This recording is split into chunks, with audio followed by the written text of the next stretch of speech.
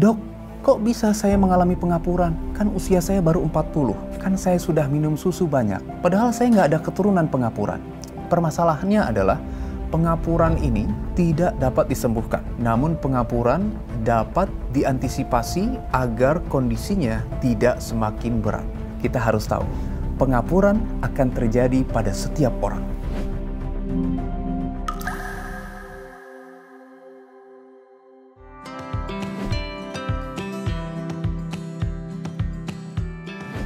Pengapuran disebabkan karena satu proses degeneratif.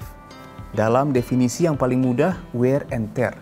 Kalau satu sendi dipakai, maka suatu saat dia akan mengalami satu proses pengapuran. Maka pengapuran adalah satu hal yang wajar dan natural. Pengapuran akan banyak terjadi di sendi yang memberikan tumpuan tubuh. Pertama, lutut. Ya, kita sering dengar orang tua kita atau orang yang usia lanjut pasti mengalami pengapuran pada lututnya. Kedua, panggul kita. Yang ketiga, tulang belakang. Karena tulang belakang bagaimanapun juga akan menumpuk keseluruhan tubuh kita. Yang terakhir, tulang belakang bagian atas yaitu leher.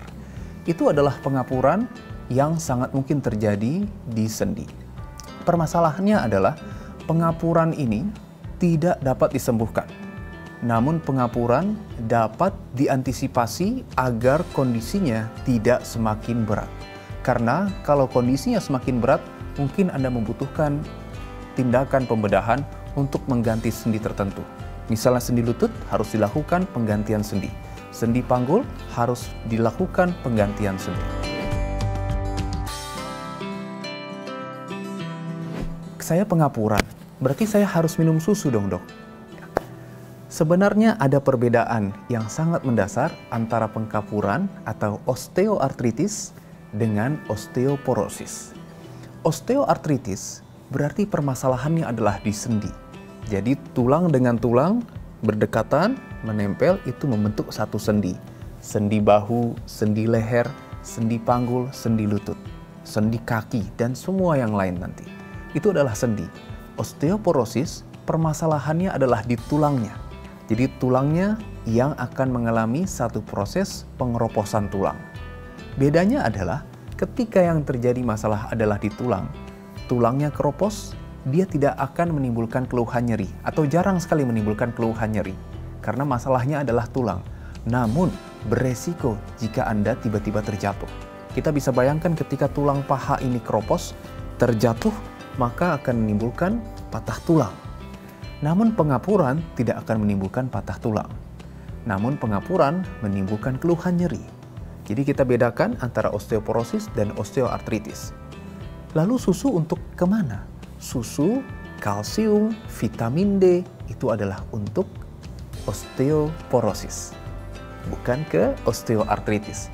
Maka meskipun Anda sudah mengkonsumsi banyak susu, bukan berarti terbebas dari osteoartritis. Tetap suatu saat kita akan terkena osteoartritis, tergantung di sendi mana yang kita akan sering pakai. Osteoartritis dapat dicegah dan dapat dicegah progresivitasnya agar tidak semakin berat dengan cara memproteksi sendi Anda. Proteksi sendi seperti apa, Dok? Misalnya, ketika kita banyak melakukan aktivitas duduk di bawah atau berjongkok, maka kita proteksi sendi dengan mengurangi pembebanan ke lutut kita, contohnya dengan memberikan tumpuan pada tangan kita ketika kita akan berdiri. Itu adalah salah satu cara kita untuk memproteksi sendi. Atau ketika Anda sudah didiagnosa dengan pengapuran, pemberian atau penggunaan knee decker itu dapat memproteksi sendi. Meskipun jangan digunakan dalam waktu yang lama. Atau juga kita bisa melakukan proteksi sendi dengan satu hal yang sangat penting, yaitu exercise atau latihan. Kita ambil contoh adalah sendi lutut. Sendi lutut adalah sendi yang paling sering mengalami pengapuran. Ya. Jadi secara teori, di atas usia 50, sendi lutut akan mengalami pengapuran. Lalu, kalau otot paha kita kuat, di depan ada otot yang kita sebut sebagai otot quadriceps, di belakang ada otot hamstring. Ketika otot kita bagian depan maupun bagian belakang ini kuat, dia akan menyerap beban tubuh kita sebelum dibebankan ke lutut kita. Namun sebaliknya, Ketika otot kita tidak kuat, 45% sampai dengan 60% beban tubuh kita akan bertumpu kepada sendi lutut. Kita bisa bayangkan, akan lebih mudah dia mengalami pengkapuran. Yang terakhir yang penting selain exercise adalah pengaturan dan pengontrolan berat badan. Sendi akan menumpu berat badan tubuh kita, sehingga ketika berat badan kita meningkat, dia akan memberikan pembebanan yang berlebihan baik kepada sendi, pinggang, panggul, dan lutut kita. Sehingga proses pengkapuran akan semakin cepat terjadi dan akan sangat sulit untuk dicegah progresivitasnya.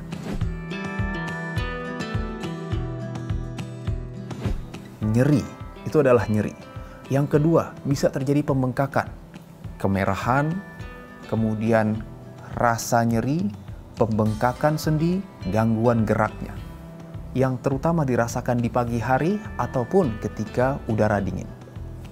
Yang juga menjadi keluhan adalah kita sebut krepitasi atau bunyi kretek-kretek. Banyak pasien datang, "Dok, kalau naik tangga, lutut saya berbunyi dok, kretek-kretek." Nah, itu adalah salah satu tanda pengkapuran. Oleh karena itu, dengan kita mengetahui apa itu pengkapuran atau osteoartritis, apa saja gejalanya, bagaimana cara mengantisipasinya, dan bagaimana cara mencegahnya, kita dapat melakukan satu proses pencegahan sehingga pengkapuran meskipun terjadi tidak akan mengganggu aktivitas dan produktivitas Anda. Namun setelah mengkonsumsi obat, melakukan exercise, mengurangi pembebanan ke lutut, mengatur berat badan, keluhan masih ada, atau bahkan bunyi krepitasi atau krek-kreknya semakin meningkat, jangan ragu untuk datang ke dokter untuk dilakukan satu proses pemeriksaan yang lebih lanjut, apakah dibutuhkan ronsen, USG, atau MRI, untuk memastikan bahwa pengkapuran tidak terlalu berat pada sendi Anda. Sekian pembahasan mengenai pengkapuran dan bagaimana cara mengatasinya. Bersama saya, Dr. Ibrahim Agung, spesialis kedokteran fisik dan rehabilitasi. Sampai jumpa pada konten berikutnya.